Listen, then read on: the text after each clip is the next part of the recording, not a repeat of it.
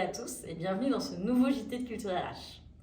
Je vous propose de commencer notre section actualité par un sujet autour des femmes et de l'emploi dans le cadre de la Journée internationale des droits de la femme qui a eu lieu le 8 mars. Une récente étude de l'APEC s'est posé une question très intéressante. Les entreprises accompagnent-elles bien les retours de congé maternité, notamment chez les salariés cadres? La réponse est malheureusement non. La discrimination maternelle reste importante dès l'annonce d'une grossesse et persiste par la suite. Une grande partie des cadres, hommes et femmes, admet que les mères rencontrent des obstacles dans leur évolution professionnelle. Cette enquête montre que malgré les avancées sociétales, 50% des cadres reconnaissent que les mères au travail subissent des désavantages. Une majorité concède que la maternité entrave l'avancement professionnel des femmes. De plus, 69% des cadres jugent qu'un congé maternité prolonge le temps nécessaire pour progresser dans leur carrière. Alors, comment améliorer cette situation? Une proposition émerge de l'étude de l'APEC. Offrir un congé parental plus court, mais avec une meilleure compensation financière en écho aux récentes propositions gouvernementales. Maintenant, que diriez-vous d'un focus sur le droit social et plus particulièrement sur la preuve déloyale? L'Assemblée plénière de la Cour de cassation a publié un nouvel arrêt le 22 décembre 2023, informant que certaines preuves illicites et déloyales peuvent désormais être admises devant le tribunal sous certaines conditions strictes. Ce revirement de jurisprudence de la Cour de cassation s'aligne sur le droit européen, qui n'exclut pas systématiquement les preuves considérées comme déloyales, notamment dans le cadre du droit du travail et des affaires au prud'homme. Cela a été le cas dans une affaire où un employeur a utilisé un enregistrement clandestin pour prouver la faute grave d'un salarié. Une jurisprudence à bien prendre en compte en 2024. Toujours du côté du droit social, où en est-on concernant l'épineuse question des congés payés en cas de maladie du salarié? Pour rappel, la Cour de cassation s'est alignée à ce sujet sur l'Union européenne l'automne dernier. Un arrêt maladie n'affecterait plus l'accumulation des droits à congés payés. Cela vaudrait pour toutes les causes d'arrêt, y compris les accidents du travail et les maladies professionnelles. Les salariés pourraient cumuler leurs congés pendant toute la durée de leur arrêt, sans limite d'1 an, comme auparavant. Cette acquisition concerne aussi bien les périodes actuelles d'arrêt que les précédentes, permettant la demande de jours de congés supplémentaires ou d'indemnités compensatrices si le contrat de travail est terminé. La prescription pour ces demandes est de 3 ans. Petit rebondissement. Le Conseil constitutionnel a récemment affirmé, le 8 février 2024, qu'en France, un arrêt pour maladie non professionnelle n'ouvre pas droit à des congés payés pour les salariés. Cette décision semble aller à l'encontre des arrêts de la Cour de cassation. La balle est donc désormais dans le camp du gouvernement, attendu pour trancher cette question d'ici la fin du premier trimestre 2024. Passons à un sujet autour de la gestion du temps de travail. Et intéressons-nous au télétravail. Est-il bon ou mauvais pour la santé? L'ANSES, s'appuyant sur une étude de l'IRSET, s'est posé des questions sur les conséquences de l'explosion du télétravail en entreprise depuis ces dernières années. Il apparaît que le télétravail influence divers aspects de la santé. On le sait, il est associé à des troubles musculo-squelettiques, des impacts sur la vue, le sommeil, ainsi qu'à des modifications des habitudes alimentaires. Des effets négatifs qui requièrent une attention particulière pour leur prévention. Quelles sont alors les solutions pour accompagner au mieux le télétravail des salariés? La prévention des risques professionnels semble cruciale. L'ANSES recommande une évaluation complète des risques liés au télétravail, qui inclut l'organisation du travail, la santé mentale, mais aussi l'ergonomie des postes de travail à domicile. Pour terminer, Hello Workplace et Evosim nous ont donné 5 excellents conseils pour bien recruter des candidats en reconversion, et notamment ceux qui sortent juste d'une nouvelle formation. Premier conseil, prendre conscience de tous leurs atouts. Les profils en reconversion ont les pieds sur terre. Ils possèdent les codes de l'entreprise et sont aussi capables de sortir de leur zone de confort. Deuxième conseil, porter un autre regard sur la formation. Ces collaborateurs savent dire quand ils ne comprennent pas, ils sont ouverts, ils sont à l'écoute, ils sont pragmatiques et ils sont dans l'action. Troisième conseil, arrêtez de prendre seulement en considération le CV et l'expérience.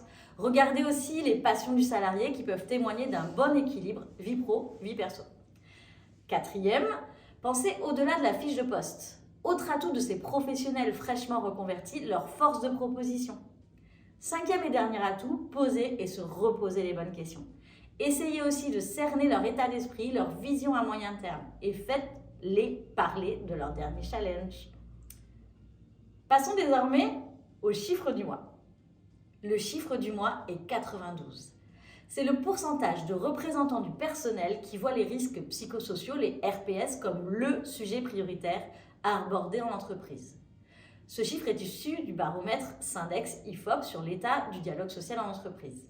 Et ce qui est véritablement intéressant ici, c'est la différence de perception des priorités entre les dirigeants et les représentants du personnel. En effet, seuls 69% des dirigeants voient les RPS comme primordiaux en 2024. Un écart de perception est intéressant à prendre en compte. Un autre, c'est celui du pouvoir d'achat et des rémunérations. C'est un sujet phare pour 86% des RP, mais seulement pour 53% des dirigeants. Le dialogue social va apparemment devoir trouver des terrains d'entente en 2024. L'info que vous ne trouverez pas sur Culture RH, c'est une info sur le marché de l'emploi. FedHuman vient de publier son baromètre annuel de l'emploi en 2023 sur les métiers RH et P. On y apprend qu'en 2023, le CDI a continué de progresser. Il a gagné près de 2 points et représente désormais plus d'un recrutement sur deux, 54%. C'est donc le contrat préféré des entreprises pour recruter les professionnels des RH et de la P. Le remplacement a été le premier motif d'embauche en 2023. Bondissant de près de 14 points, les remplacements en CDI ont représenté en moyenne plus d'un tiers des recrutements tout au long de l'année 2023. L'année 2024 a débuté de manière prometteuse. Les professionnels des RH n'hésitent pas à changer d'employeur et le marché de l'emploi leur est favorable. La question RH qui fâche de ce mois-ci. Et pourquoi les RH ont-ils si peur des seniors?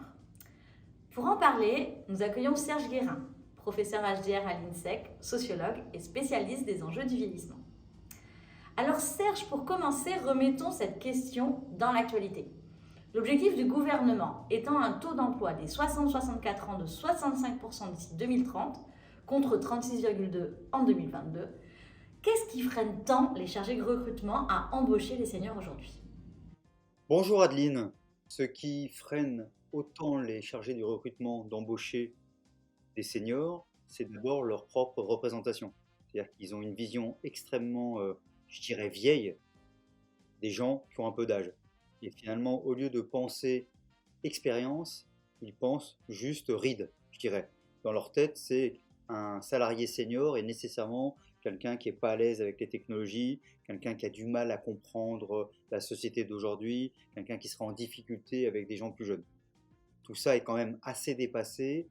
Ça peut arriver, évidemment, il y a des seniors qui répondent à cette définition-là. Enfin, globalement, je ne sais pas, quelqu'un qui a la soixantaine aujourd'hui et qui n'est pas au courant de l'existence d'Internet, c'est qu'il a vécu dans une drôle de caverne depuis 35 ans, par exemple. Quelqu'un qui aurait dépassé la soixantaine et qui a une incompréhension du monde, c'est tout à fait possible, mais de la même manière qu'il y a des gens de 20 ans qui n'ont rien compris au monde dans lequel ils sont. Troisièmement, le monde d'aujourd'hui, c'est un monde où justement une grande partie de la société a pris de l'âge. Donc d'une certaine manière, il faut aussi qu'il y ait des gens relativement âgés pour comprendre aussi la société où il y a d'autres gens assez âgés. Et donc finalement, c'est un problème d'abord de regard des recruteurs sur l'âge. Deuxième élément, c'est des représentations aussi, de se dire oui, mais les gens un peu âgés, ils sont souvent plus coûteux, donc ils vont être plus onéreux pour l'entreprise. Et voir toujours dans le salarié un coût et pas quelqu'un qui peut apporter quelque chose à l'entreprise. Donc ça, c'est le deuxième frein. Le troisième frein, c'est de se dire, oui, mais les gens qu'on va recruter, ils ne vont pas rester très très longtemps puisqu'ils seront déjà âgés. Pour recruter quelqu'un de 60 ans, on peut se dire, bah oui, autour de 64-65 ans, il prendra sa retraite. Sauf que beaucoup de gens beaucoup plus jeunes qui sont recrutés ont dans l'idée de ne pas rester nécessairement de longues années dans l'entreprise. Donc finalement, c'est encore une fois un faux problème. L'entreprise a besoin de gens jeunes, comme de gens moins jeunes, comme de gens pas jeunes du tout. Et donc c'est encore une fois, j'y reviens, et j'arrête là-dessus, c'est une question d'abord de regard. Alors oui, vous en avez parlé un petit peu, on fait souvent la critique aux seniors de leur retard technologique. Vous dites que c'est pas une réalité, mais par rapport à la génération Z, moi je me demande, est-ce qu'il n'y a quand même pas un écart conséquent? Alors, il y a entre ce qu'on appelle la génération Z, qui est une fausse génération, comme d'ailleurs les seniors sont une fausse génération, parce qu'il y a tellement de différences entre les jeunes d'un âge équivalent ou des gens beaucoup plus âgés d'un âge équivalent. Mais si on reste là-dessus, il y a bien sûr que la génération Z est plus à l'aise globalement sur les aspects technologiques. Euh, c'est une évidence. Cela dit, on peut être très très à l'aise sur telle ou telle dimension technologique sans pour autant être toujours capable de l'utiliser avec du sens par rapport aux attentes de l'entreprise. Inversement, les seniors sont globalement moins à l'aise avec les technologies, simplement ils ont aussi le temps d'en intégrer beaucoup, ils ont eu le temps de maturer sur certaines de ces technologies, et la question c'est plutôt de l'utilité de ces technologies. Évidemment, s'il y a une nouvelle technologie qui arrive, sans doute que les gens plus âgés ont plus de mal à s'y adapter que des gens beaucoup plus jeunes qui sont nés dedans.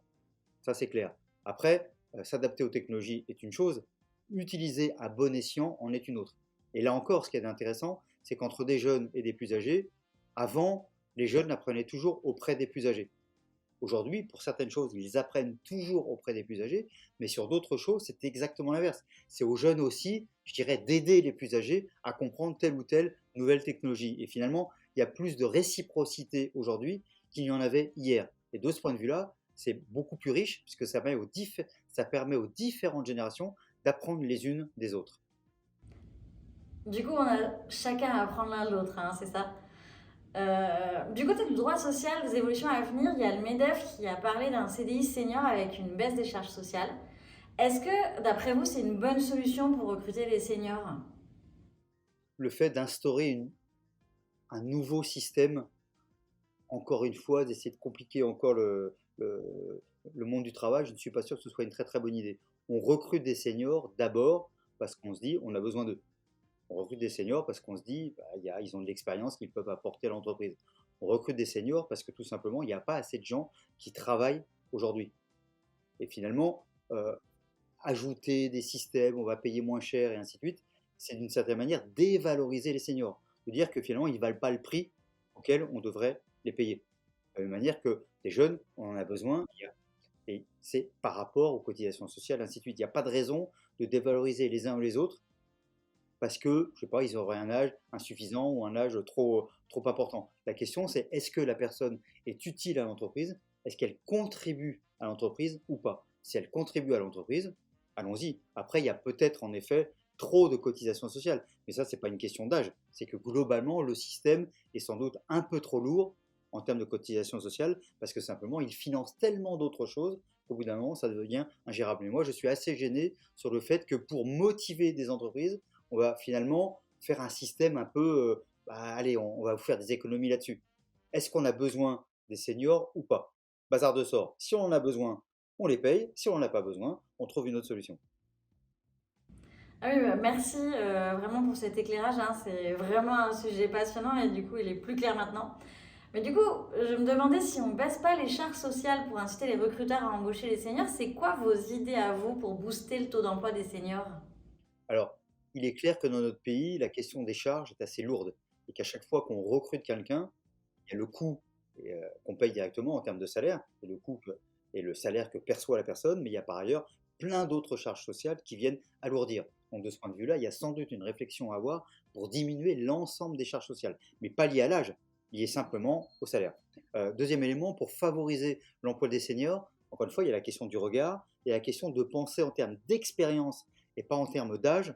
Ce qui compte, ce n'est pas l'âge de la personne, c'est son expérience. Et parfois, il y a des gens à 35 ans qui ont une très forte expérience, puis évidemment des gens qui ont 60 qui ont logiquement une très forte expérience puisque ça fait longtemps qu'ils travaillent. Donc valoriser l'expérience. Deuxième élément, c'est aussi de se dire, mais à un moment donné, peut-être que par exemple des petites entreprises n'ont pas nécessairement besoin d'une expérience totale pendant 35 heures.